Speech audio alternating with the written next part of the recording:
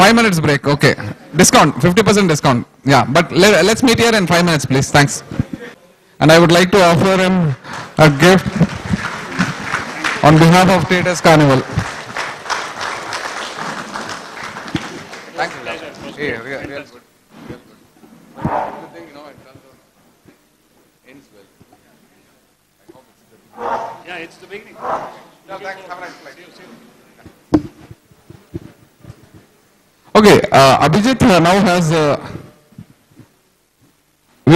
We wish him a nice flight back to Mumbai. Abhijit has an interesting thought, and he's already thinking ahead, forward for Traders Carnival 2013. I'll let him speak about it. Yeah, the first thing is Traders Carnival 2013 has been hijacked from the state of Karnataka. It will be in Bombay or Pune. So we need volunteers. We'll talk about it later. That is number one. Number two, how many of you know a demo account on NAC website, NAC Pathshala? Okay, whoever doesn't know, go to nacindia.com/np Pathshala. On the main page, you'll see a link to NAC Pathshala. What it does, it allows you to open a demo account, live trading. It's a bit better than paper trading. It is real live trades which are going on in the market. It opened from 9:15 to 3:30. Open an account, trade all these systems. Whatever you have learned here, the winner who gets the maximum returns till 2013 will be entitled to a prize in TC 2013. All the results are recorded, so you cannot cheat. Sorry? nacindia.com, NAC Pathshala is the link. You can search for NAC Pathshala. It starts from 1st November, the trades.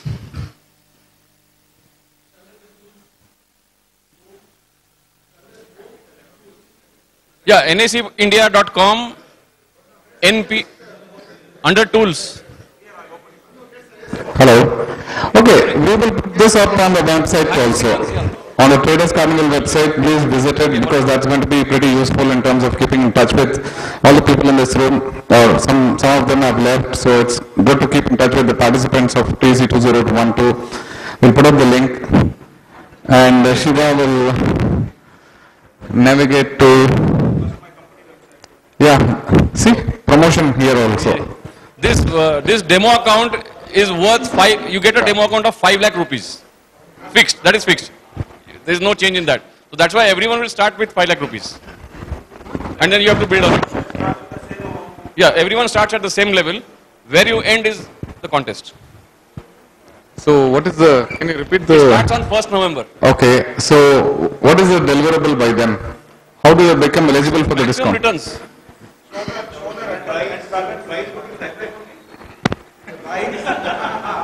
आप sponsor करो, no problem.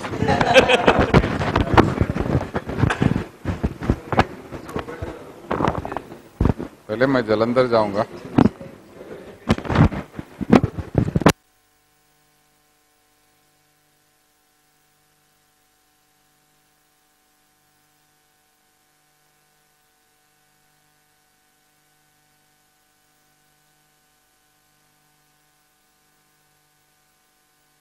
To trade in currency, stock, futures, even the US index, it does.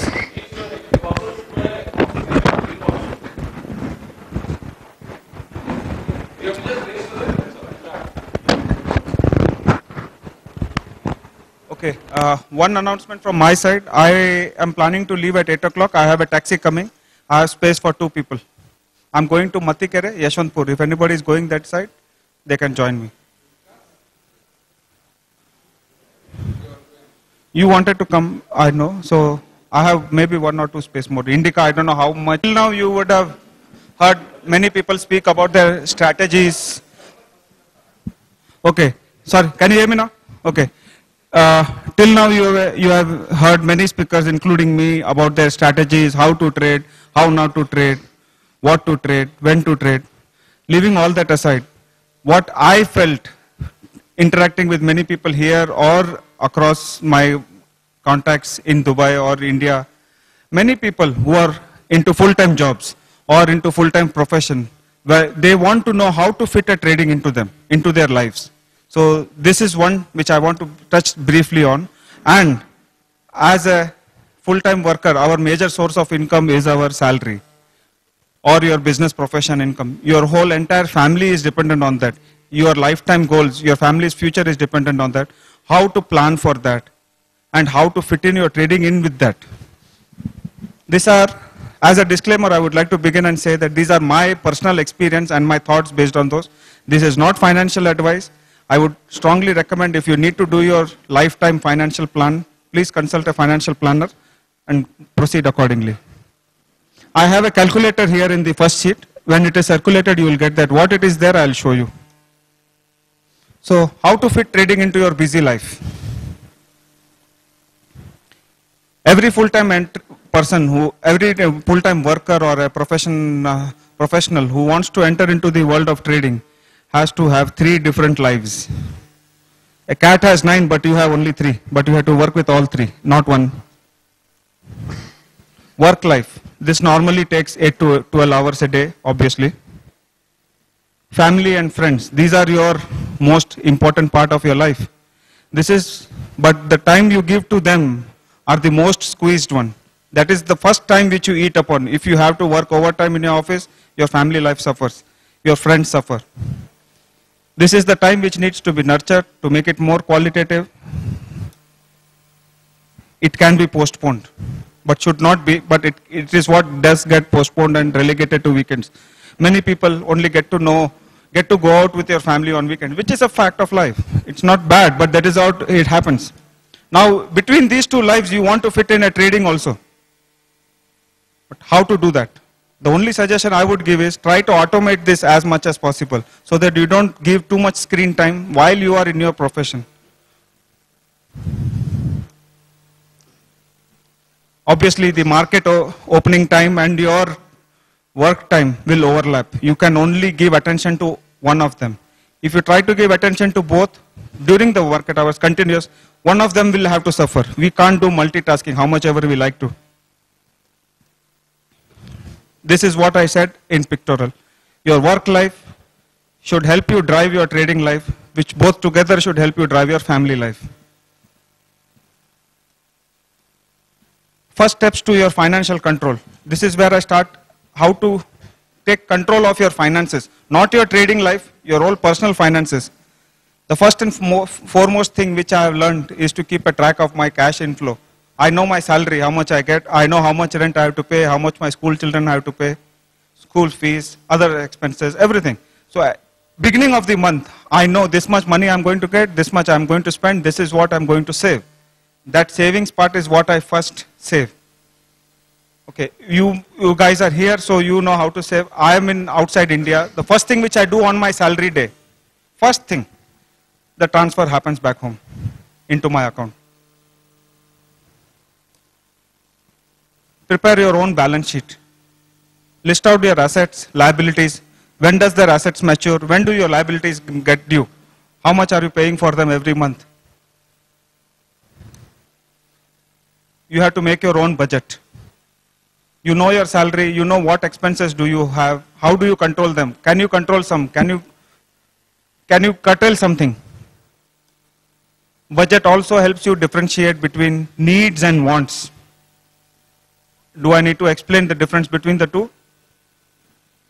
That's good. Note down your realistic life goals. What do you want to achieve in your life? Both minor and major. Identify the time required and whether if they can be postponed. Because for the main reason, some of your lifetime goals will be wants, some will be needs, some will be desires. Not like DJ, he has his plan to go to Caribbean.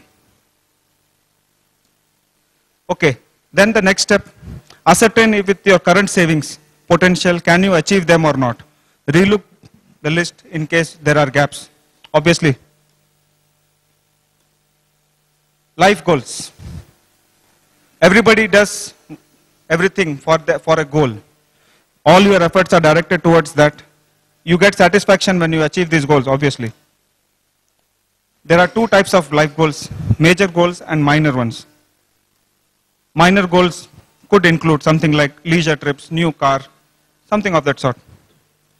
Major goals, marriage, new house, children's education, retirement planning. Minor goals should generally be funded out of your cash surplus. Don't take a loan to go for a Europe trip. You can go, but then you will be the one who will be paying the EMIs. Because the credit funding on these will always put pressure on your long-term savings. Major goals have time to be achieved, and savings can be channeled to portfolio to achieve the same. Building your foundation. This is where you start. Maybe you are in the beginning of your career, or you have missed out. Maybe you want to start. First and foremost thing, insurance. We are all perishable commodities. We don't know when we'll perish. No expiry date. Anytime. Keep your insurance first. I would suggest to go for a term insurance. Avoid ULIPs at any cost because they eat into your initial investment. Go for term insurance to safeguard your family in case of any eventuality. Avoid mixing investment and insurance. I already told. I suggest using mutual fund SIPs in quality mutual funds. There are resources available on the net, Value Research online, Personal FN, Mutual Fund, Funds India. We had a colleague. So use those to plan. If you don't find satisfaction in any of the recommendations, ask around. Ask me. I will suggest you anyone which are good. Use ratings to select top-rated funds. I already go. And very importantly, spread it around. Don't put everything in equity. You play in equity yourself. You play in futures. You enter only in equity fund market. Suddenly markets are down 20, 30%, 40%. We have seen 50%. What happens to your future plan? Keep monitoring at regular intervals. What regular? Don't look at your mutual fund every day, how much it has gone up. Obviously, it will go up in the same ratio as market. Look at it every, maybe I would suggest once in 2 years, twice in a year, once in 6 months. Benchmark it. Benchmark your mutual funds against the peers. Look at how they have performed, not versus the market. Don't look at how much returns HDFC has given. HDFC mutual fund, for example, has given. Benchmark how much HDFC has given versus its peers. Is it giving better than the other? Then you stick with it. If not, then take a decision. Now you have your foundation, you are leveraging it. Once a decent portfolio is built and you are adequately insured, venture into direct equity investments. Then you can venture into futures and commodities, but keep it limited. Remember, futures and equity markets are cutthroat place, and the requisites for survivals are discipline, risk and money management, a tradable system, adequate capital, in the same order. In the same order. De-risk your cash flow by generating multiple inflows. What I mean is, you are dependent on only one inflow, your salary. Try to prepare, try to generate multiple cash flows. Maybe you have a fixed deposit, maybe you have an MIP, maybe you have a recurring deposit which pays you a monthly amount. Something which keeps you a cash flow coming in. I have in the first Excel sheet, a small sheet which I use myself to share with my friends. It's a simple thing. Value of current investments, amount to be invested, which you can invest every month. Indicative rate of return. All the ones in red, you can fill it up yourself. It will change this. So, I had, for example, put that I'm going to invest up to the age of 50. I'm going to retire at the age of 60, but maybe I will withdraw only up to 80. After 80, I don't care what happened to me. So, it gives you an indicative. 41 years of age, 25 is the monthly investment you are going to make. What is going to be the value of investment when you are going to stop it? And when you are beginning to retire? And what is the monthly withdrawal allowed for you? Remember, this is not inflation indexed. This is at the current value. There is an inflation index. I didn't want to confuse it more. This is the one. I have one more sheet in that which helps you plan for your lifetime goal. You have a goal that you want to buy a house maybe 10 years down the line. You know the indicative amount currently how much you are going to pay for it. There is an inflation there. After 10 years, if you want to buy at the current price, it will be obviously more. How much do you save? Because the saving which you put now, that also multiplies. You have that benefit also. So here I have made a small spreadsheet. current age, retire by when, what is your lifetime goals, what is your retirement funds calculation. Say you want to retire by 232, so it's all derived by there. It puts the amount here. So if you want to have a retirement corpus of, you are currently having a monthly expense of 1 lakh rupees. To sustain that same thing on 2032, you would require 3,20,000 at the suggested inflation rate. For that, you have to save today 20,879 per month, provided you get that particular rate of return. I have put both 20% in debt and 80% in equity before you retire, because that time you can take risks.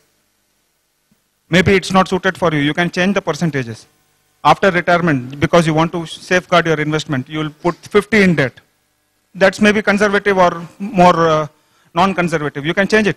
It will give you an indicative amount so that you know how much you have to plan, how much you can save. Are your lifetime goals realistic or not? This is my motto in life.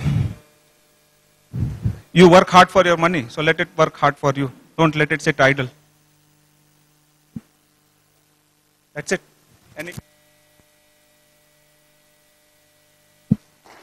Shiv, this is a fantastic thing which you said, because my firm does something similar to what you did. I'd like to add only one more thing what you said. Okay. Each one of us should have a health insurance. Each one of us should have a health insurance.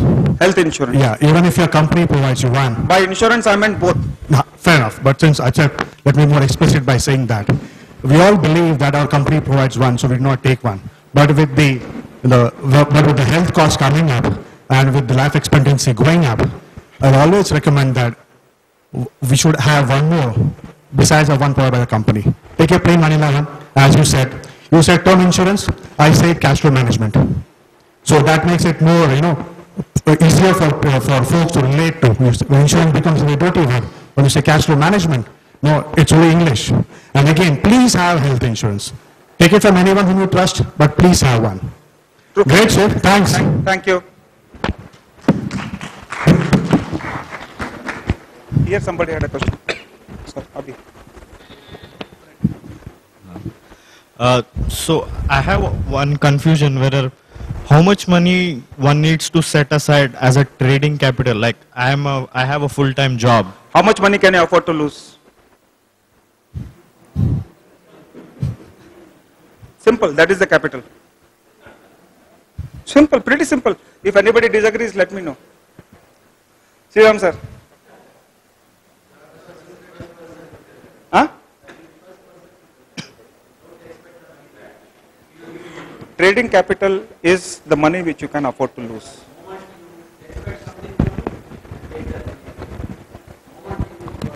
The first principle everybody will teach you in stock market investment is, if you cannot afford to lose the money, don't trade.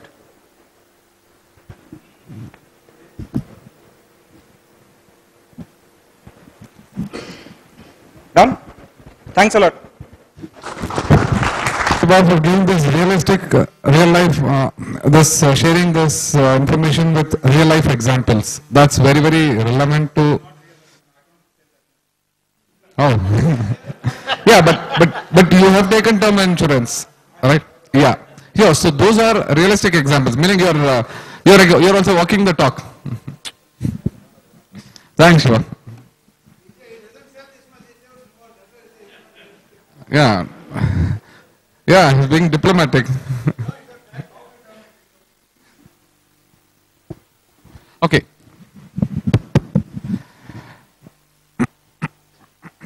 Excuse me. Okay, our next session will be on what I consider personally the single biggest and the most important factor to trading holistically. I mean, from a universal perspective, this session I would think is the single most important factor that we need to key in. It's the human element, human emotions are involved, which is why people have started talking about algo trading, computer-based trading, high-frequency trading, HFTs, and I don't know where else, what else we're going to see in future. To all that is to take the human element out of it, both in terms of computing speed, in terms of punching in orders, which computers can do much faster, plus human emotions are involved. How to overcome those possibly. So, and for those you need large amount of capital. People in this room, I don't think, we are looking at that kind of capital, at least, unless we go rob a bank or something like that, which is not recommended. So, here it is, the strategy on trader psychology and discipline. Mr. Sriram has over 20 years of experience in trading the markets. He runs a large firm in Chennai. I was in his office for about a couple of weeks, spending time with his office, with his people, and understanding his systems. And it was a great learning experience. So I'm sure he's going to talk about it, and there's a brief background. You've already seen it on the Traders Carnival webpage. And Mr. Sriram.